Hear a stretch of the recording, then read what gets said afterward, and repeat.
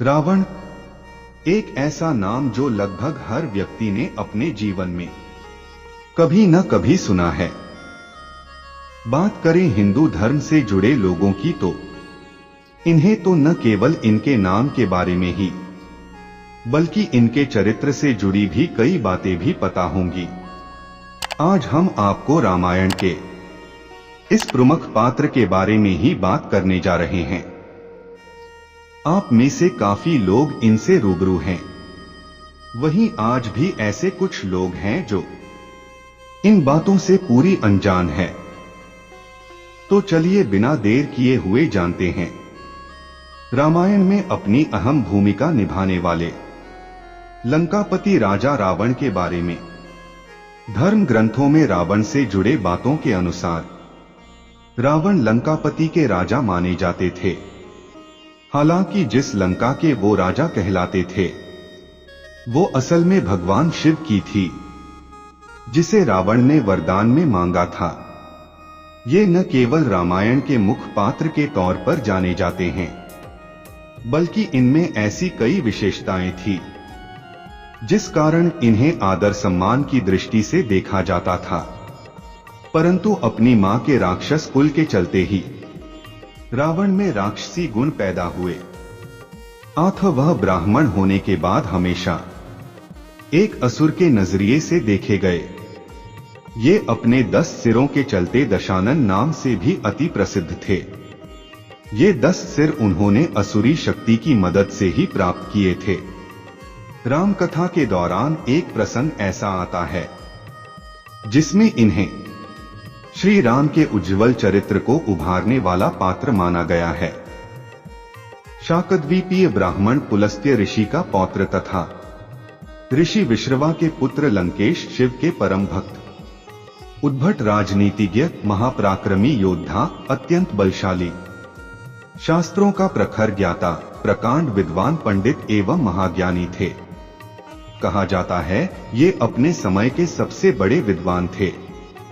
इस बात का प्रमाण है रामायण का वो प्रसंग जिसमें जब रावण मृत्युशैया पर थे तब श्री राम ने लक्ष्मण जी को उनके पैरों की तरफ बैठकर उनसे राजपाट चलाने और नियंत्रित करने के गुण सीखने के लिए कहा था।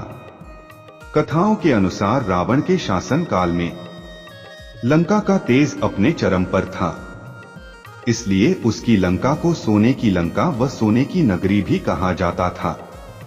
पद्म पुराण तथा श्रीमद् भागवत पुराण के अनुसार सतयुग के असुर हिरण्याक्ष एवं हिरण्यकश्यप दूसरे जन्म में रावण और कुंभकर्ण के रूप में पैदा हुए। तुलसीदास जी ने रामचरितमानस में इस बात का वर्णन किया है कि त्रेता युग में रावण का जन्म श्राप के चलते हुआ था।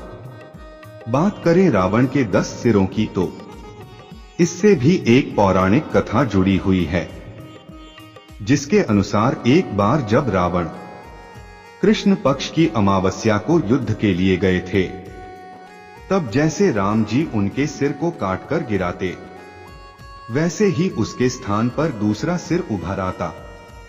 किंवदंतियों की माने तो असल में रावण के ये सिर कृत्रिम यानी आसुरी माया से बने हुए थे।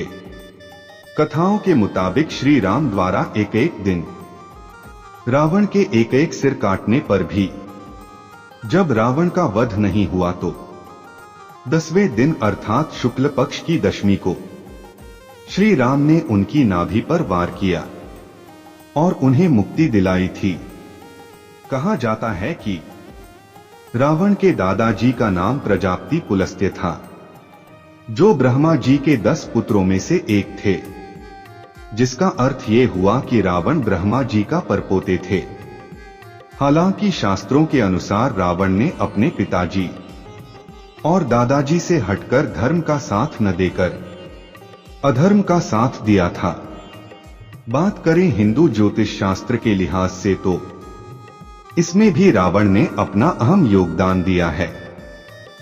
बता दें रावण संहिता नामक ज्योतिष विद्या से जुड़े ग्रंथ की रचना रावण द्वारा की गई थी।